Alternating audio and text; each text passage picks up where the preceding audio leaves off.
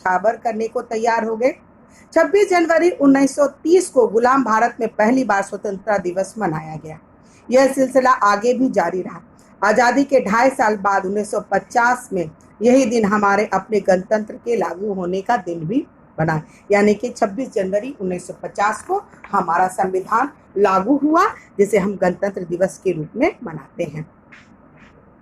प्रस्तुत पाठ में सीताराम सेकसरिया जी ने आज़ादी की कामना करने वाले उन लोगों को एक श्रद्धा सुमन अर्पित किया है। सीताराम सेकसरिया जी स्वयं भी उसमें एक थे।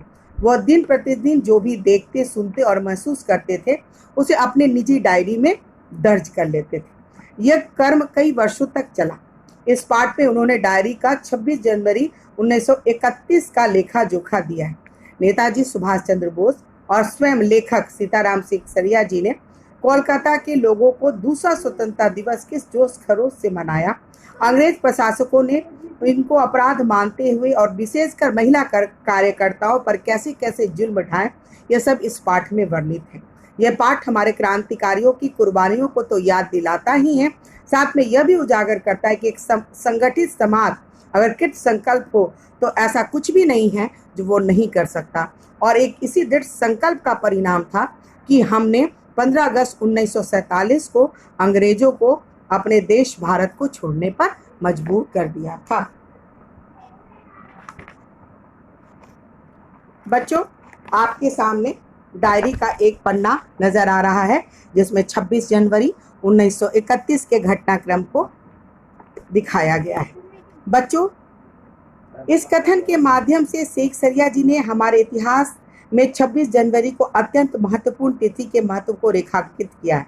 वे कहते हैं कि 26 जनवरी 1930 वह महत्वपूर्ण दिन था जब स्वतंत्र भारत में पहली बार स्वतंत्रता दिवस मनाया गया।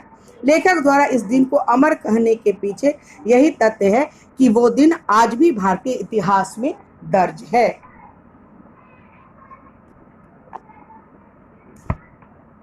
छब्बीस जनवरी 1931, स्थान कलकत्ता, और यहाँ पर एक पूरा का पूरा जुलूस, एक हुजूम प्रथम स्वतंत्रता दिवस की पहली आवृत्ति मनाने के लिए सुभाष चंद्र बोस के नेतृत्व में अपार जनमानस के सामने उपस्थित होकर अपने मन में स्वतंत्रता की मुक्ति की एक स्वाभाविक इच्छा को भांपकर लेखक ने इस विवरण को अपने डायरी में दर्ज किया है।